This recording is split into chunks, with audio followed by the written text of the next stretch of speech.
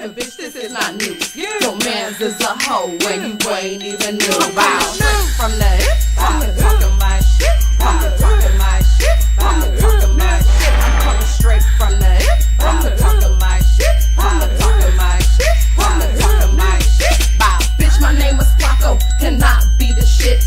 On the court I'm playing, and you just ride the bitch, and I'm the #1 chick. Come around the corner, don't have to be strapped. My mouth say you don't want none, and your bitch don't either. You saw the Instagram, that one pic made you leave a Flacco sharper than a cleaver. Flacco, damn, you can't beat her. This is hot enough to meet her. Looking sexy in the beater, pay the door just to see her. Bow. I do win, and yes I am the best. And yes I am the best. And yes I am the best. Hi, I get money, and yes I am the best.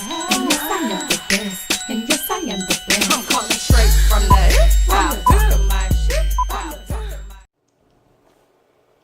What is up, gangsters? It is your girl Pretty P from the D, and once again we are here for another episode of Pretty Journey. Yes. As always, I appreciate you guys tuning in, and if you're watching me right now, guess what? We go together, so hey boo, how you doing? Updates. We do a little dating and relating. I got some motivation for y'all. We are in and we are out, so let's just get right to it. Updates per usual. Once again, Storyteller Part 2 is coming out very, very soon, and I am excited. I got the track list all together, and the songs are written. Most of them are recorded. Some of them are even mixed and mastered. So the project is coming soon. It's going to be mostly love songs, and I'm very, very excited to bring that to y'all.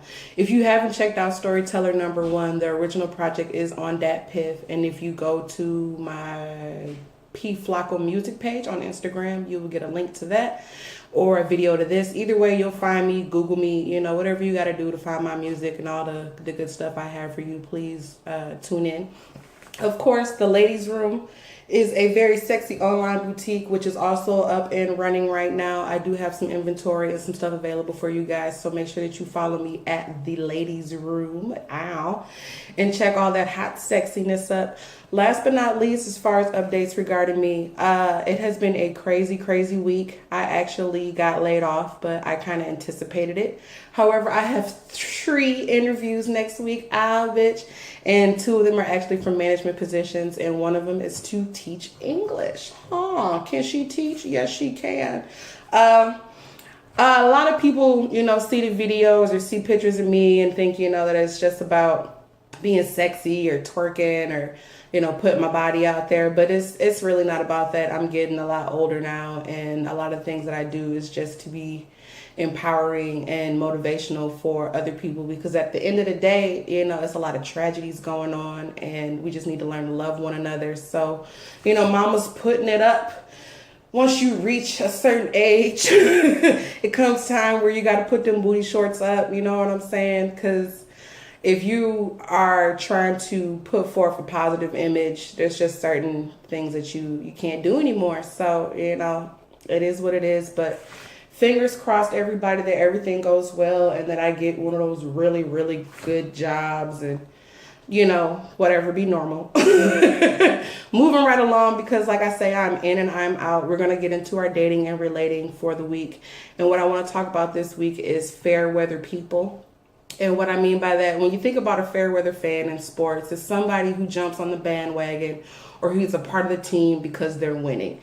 And in life, you run into a lot of Fairweather people who only fuck with you when you got money or you got something that they need or everything is good and they just want to get a little bit of your shine. Some people call them clout chasers, whatever you want to call it. And I guess my issue with Fairweather people is that I don't believe that that's really right. And I've had issues with friends and in relationships to where I think that if you really love me and if you're down for me, then you should be down for whatever. And that's not always the case. But at the end of the day, I can even give you an example with a good friend of mine, and we are actually still friends to this day. But we had stopped talking for a couple of years because there were things going on in her life that weren't all that great. And instead of sitting her down and talking to her about it, I talked to other people, and she took that as judgment and being disrespectful and criticism and all that sort of stuff. But what I really wanted was the best for her. And so instead of going around talking to the people that she were with who really weren't that great for her, I should have sat down and talked to her and was like, look, it's none of my business, but your life is taking a spiral and you might want to get a hold of that. And if I had have done it that way, maybe we would have continued to be friends instead of taking that break. Like, I missed the birth of my grandbaby, or my god baby, and a lot of significant things during that time, and I do regret how that went down. However, our friendship was able to remain intact, years later, but I could have handled the situation differently. But by me not being a Fairweather person and just only hanging out with her when things were good, I was concerned, when things were going bad, and I wanted nothing but the best for her. And I can even go further in saying with, a relationship that I had been in, that sometimes people can be, Fairweather people. If you're not at your very best and you haven't been riding with a person for very long, when they feel like the ship is sinking, a lot of people jump off. And at the end of the day, when I do, get to be with the person that I'm supposed to be with, I want them to ride with me, good or bad, sickness and in health, and richer for poor, whatever the case may be, which I think is why we have those vows set in place. But at the end of the day, that's just not how a lot of people are built. They want you to be at your best all the time, and that's just not how life works. But I do know in my heart that there's genuine love in people, and that we generally want the best from one another. And sometimes it's hard to see somebody when their life is going the wrong way or taking a down spiral. So just something to think about. Evaluate the people in your life a little bit closer. Are they Fairweather people when things are good? Will they really hold you down when things are bad? Or, work on that, because you'll be surprised how many phonies you got in your life pretending to be real friends, and they just not really, the one for you. So moving into the motivation for this week, I want to talk about grieving and addiction and depression and all that stuff, because I had a conversation with somebody who I cared about and was like madly in love with, like even to this day, like it's still an intense feelings. And they had mirrored or told me some things about myself that I could have took in a negative way, but at the end it was to try to better me as a person. And so I have to respect that judgment. But part of the reason why I was going through what I was going through at that time is because I was still grieving the loss of my mom. And it's been about 3 years now, and I'm finally at the point to where I don't want to make excuses for not being the best person I can be, because I'm grieving one of the biggest losses of my life. Like, I can't even explain to you how important my mom was to me, or what it's like to lose a parent if you haven't lost one. But it changes you, and it changes you even when you're not close with that parent. So for me and her being as tight as we were, me losing her was probably to date one of the most devastating things in my life. And instead of living life and being successful, I made excuses for not being the best me because my mom was gone. And at the end of the day, I know in my heart that's not what she wanted for me. And so I want to apologize to those who were affected by my attitude when I was going through that. However, when you grieve, you do a lot of different things. Like, I did a lot of drinking, I did a lot of smoking, I did a lot of drugs, and stuff that people didn't even really know I was doing, just to mask that pain, because I didn't know what to do with it. I tried talking to priests or pastors and a couple therapists and stuff like that, but nobody was really reaching me or telling me or teaching me how to deal with that emptiness. And I tried to replace it with vices, I guess. And addiction can be things that you're not even really aware that you're addicted to. Like, a lot of people are addicted to pop or soda or the caffeine, and if they don't have it, they get a headache and they're irritated, or cigarettes or weed, or hardcore drugs or pills or syrup or alcohol or whatever the case may be. And when you do that in a combination, it's to try to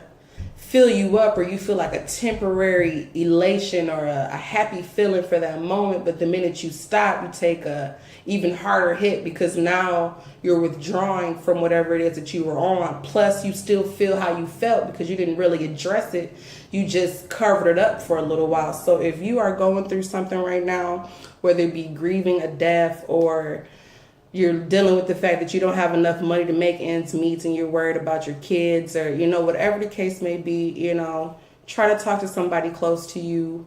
Try to find healthier ways to deal with your grieving. I'm all about exercising and trying to get the toxins and shit out of your body. Go sit in a sauna, drink a lot of water, have some tea, and instead of, you know, that drink or whatever it is that you feel that you need. But, you know, by all means get help, because a lot of people died, you know, needlessly. We just lost Mac Miller over a drug overdose, and you would think that somebody who had reached their goals or their dreams in life wouldn't die in such a way. So you never know what somebody else is going through.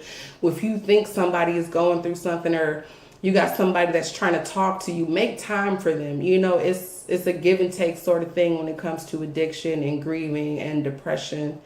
And I just want to take a moment to let you guys know that if you don't feel like you have a friend, you got a friend in me. I'm here for you. Hit me up, message me, whatever you got to do, like, share, comment, to let somebody else know that, hey, there's somebody out there. I will listen to you if that's all you need. Because sometimes that's all a person really wants, is to know that they've been heard, or that they were felt, or that they're loved. And I just want you to know that you are loved and that you are special.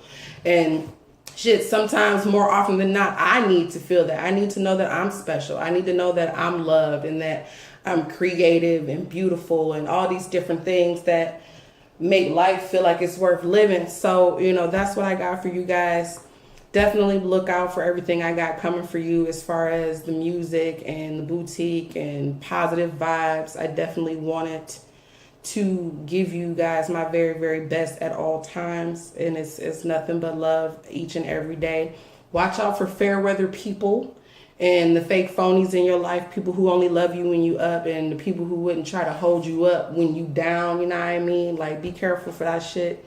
And, you know, again, seek help. There are hotlines, or, you know, get off Instagram. Sometimes Instagram and Facebook and all that shit is depressing. It's supposed to be entertaining, but when you see people that you think are doing really good and they flashing their lives and your life doesn't mirror theirs, it makes you feel a certain type of way. Like, stop that shit. I think that Instagram and social media is a whole different addiction. And sometimes you just got to cut it loose. Like, I haven't been on Facebook shit since my mom died. Excuse me. Like, whatever you got to do, you know, just, I hope everybody makes it and lives their best life. I love you. You know, miracles and blessings. Come on, bring it. Oh, 2 times. Fuck it, one more. Give me another one. I swear on everything I love that I love each and every person who takes the time to hear what it is that I have to say. Please, please, please, if you are going through something, get help. Reach out to anybody that you can before you end up losing your life over something, you know, petty. And, you know, just be careful about who you have around you. Miracles and blessings once again. I appreciate you. Have a awesome, awesome week, you guys. I will be back next week or in a couple days or whenever I feel like it, because I can do that. It's your girl. Peace.